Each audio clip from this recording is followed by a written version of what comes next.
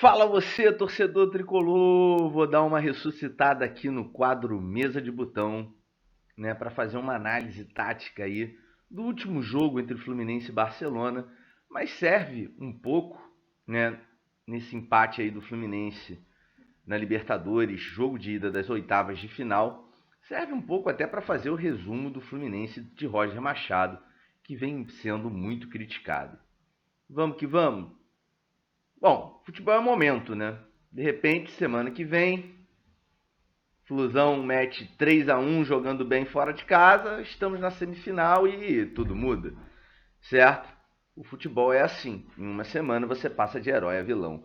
Mas o Fluminense entrou em campo com Marcos Felipe, Xavier, Nino, Lucas Claro e Egídio fechando a defesa, Martinelli de 5, primeiro homem de meio de campo, Iago saindo um pouco mais para o jogo, o Casares é o meia responsável pela armação, e aí os pontas curupiras, né?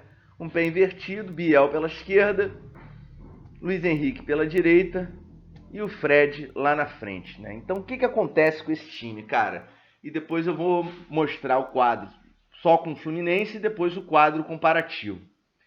Como é que o Fluminense tentava sair quando ele retomava a bola? Aquele básico de sempre, né? Os laterais se soltam, né? Porque ele faz a tal saída de 3, né? Que é assim desde o WM. Insisto nisso.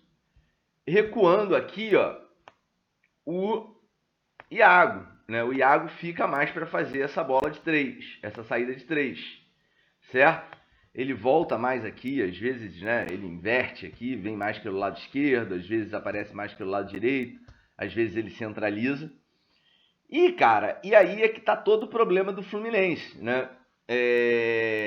Os meias, os pontas convergem para meia, tá certo?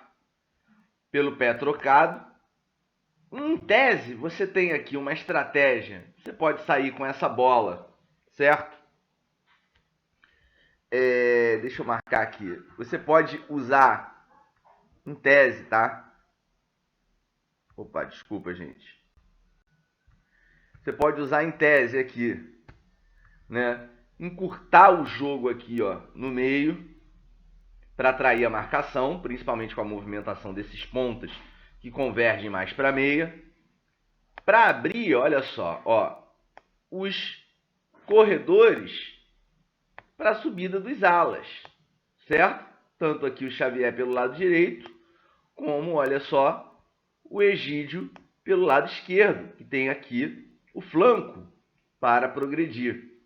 Só que nós vimos que o Fluminense não usou esse meio. Por quê? Ele não tinha essa saída direta aqui com o lateral, tá certo?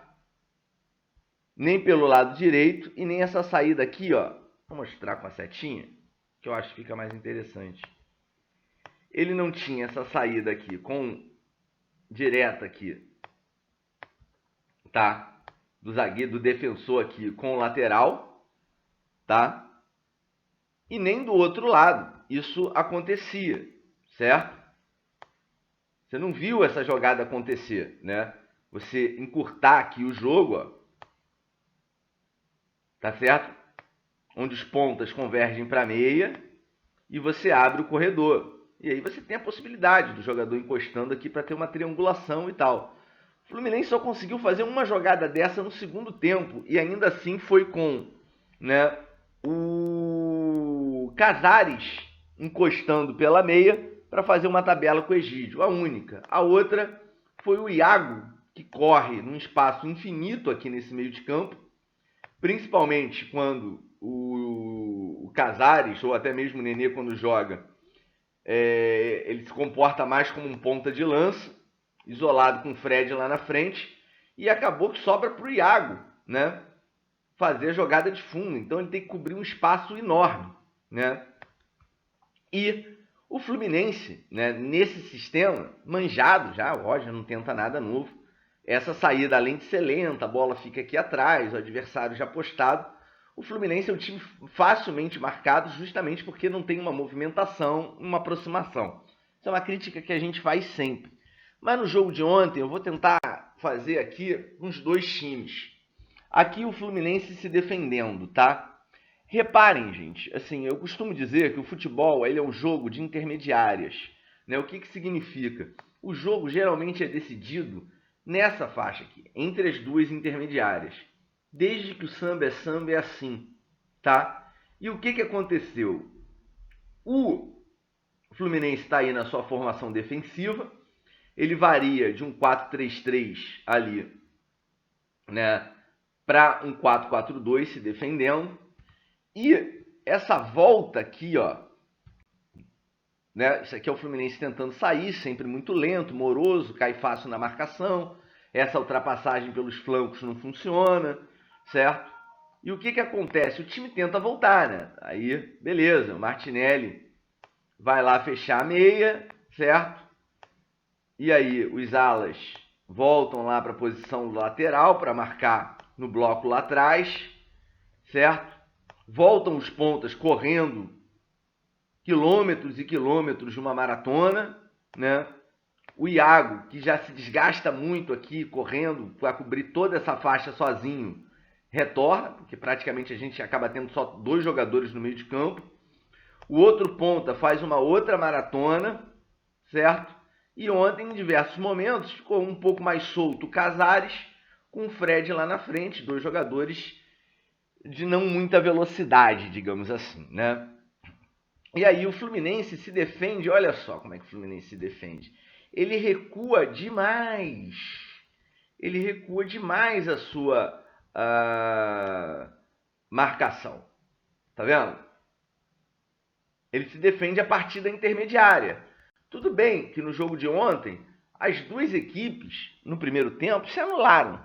Mas a estratégia, apesar do Fluminense ser melhor tecnicamente, a estratégia e, digamos assim, o arranjo tático do Barcelona era mais inteligente. Porque o que acontecia? Geralmente eles saíam com 3 também. Saída de 3 que vem desde o final dos anos 40, desde o WM. Tá? Ainda estamos discutindo as variações do WM. E como é que funcionava esse 4-3-3? Eles alternavam. Ora saíam com o lateral direito, ora saíam com o Peneda, o lateral esquerdo, ora saíam com os 2, segurando mais o primeiro homem de meio de campo. Mas sempre formava 3, tá certo? Vamos simular aqui uma saída dos caras com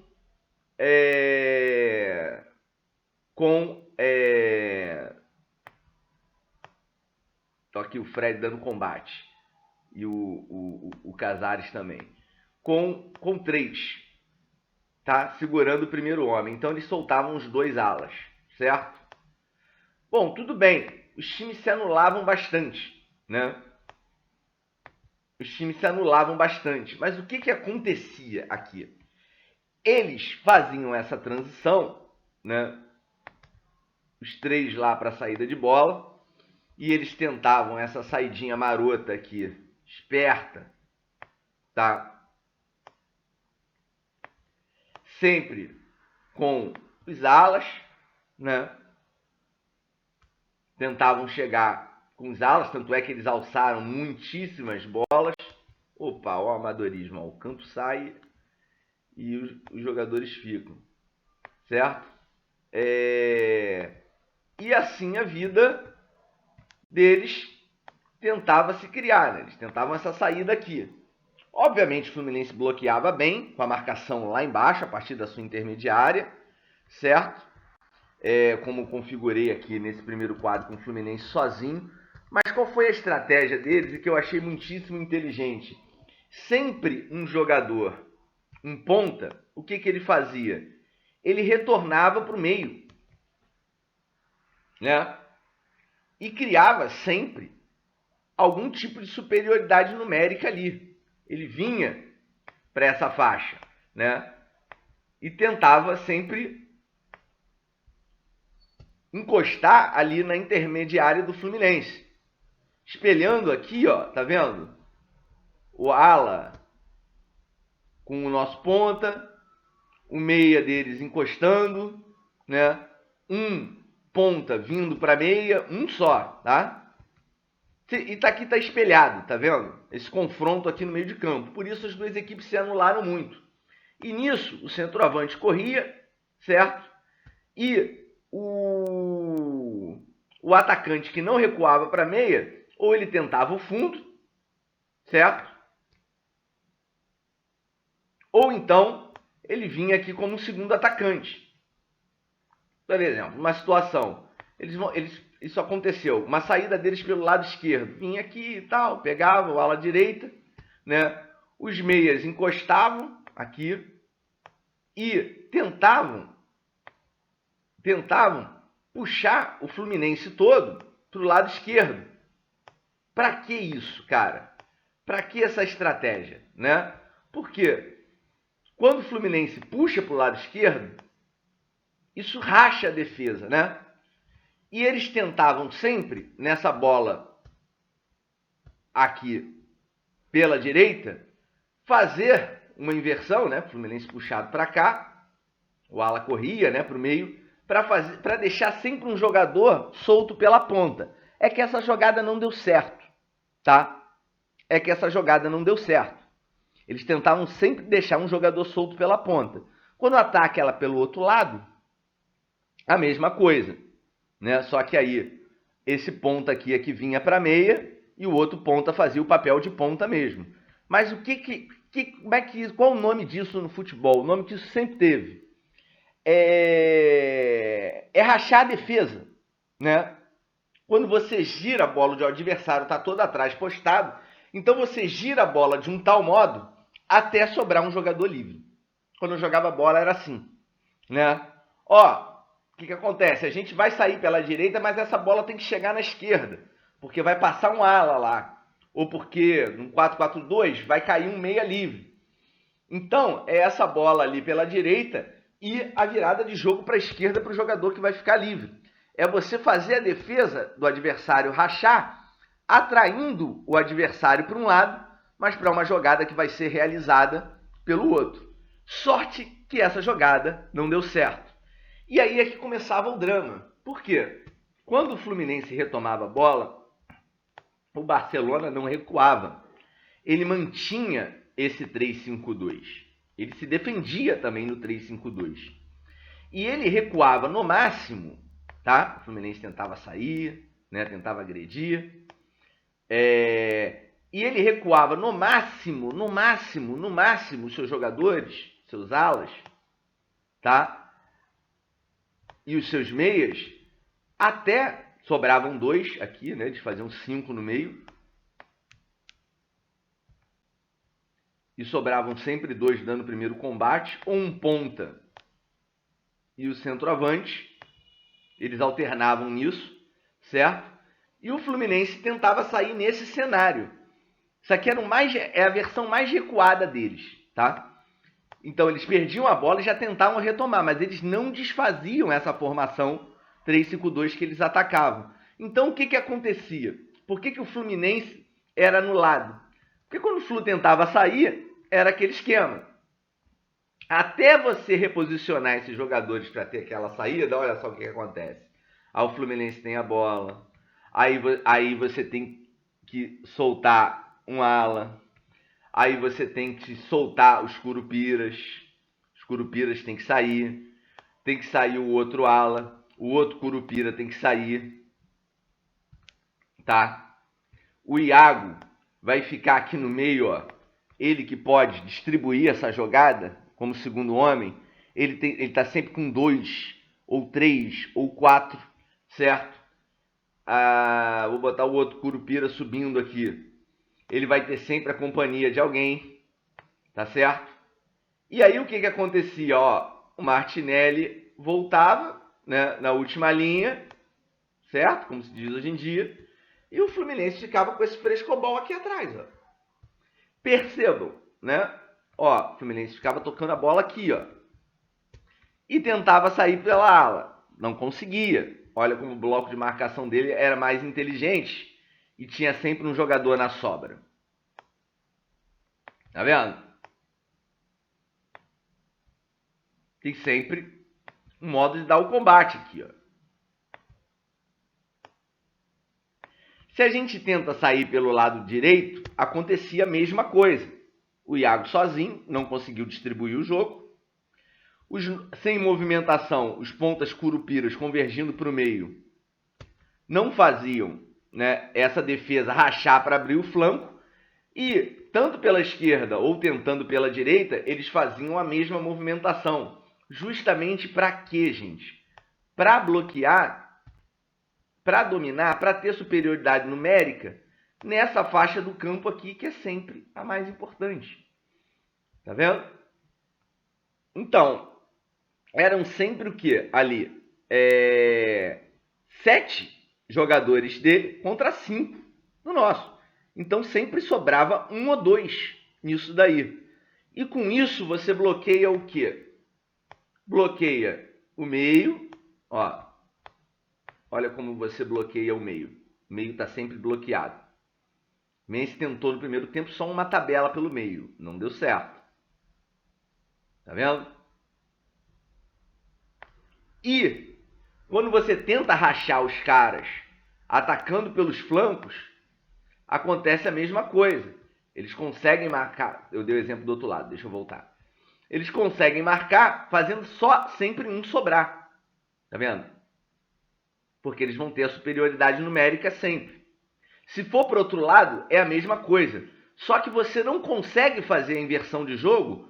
Por quê? Porque a superioridade numérica do adversário nesse setor, dentro das duas intermediárias, não te permite, com uma inversão de jogo, rachar a defesa deles. Tá vendo? Se você tentar aqui, ó, vamos supor, tentar aqui, ó, uma jogada aqui, Egídio e Biel. Tá vendo? Não é que vai funcionar sempre, mas está bem marcado. Se você tenta virar o jogo daqui para infiltração do nosso ala, ele vai ser acompanhado e vai ter sempre cobertura. Tá vendo? Vai sempre sobrar um jogador deles. Por quê? O conceito consiste em ter sempre superioridade numérica no setor, tá? Aí, quando o Fluminense conseguia forçar muito, é que eles faziam a linha de 4. Mas sempre muito difícil rachar a defesa deles, para usar o vocabulário clássico. O pessoal chama hoje em dia de balanço defensivo. É muito difícil você quebrar isso para quê? Para fazer o time deles convergir para um lado, tá? E você ter um jogador infiltrando pelo flanco, ou mesmo como um homem surpresa por trás da defesa, em liberdade para concluir. Então foi muito difícil criar. Por quê? Porque o adversário era melhor taticamente, né? Apesar de ser inferior tecnicamente, com todo respeito à equipe do Barcelona de Guayaquil. Por quê? Porque eu vou voltar lá na formação. Amanhã. Voltar lá na formação. Eles se defendiam com 3 no 3-5-2, tá? Sempre com essa superioridade numérica. Ó.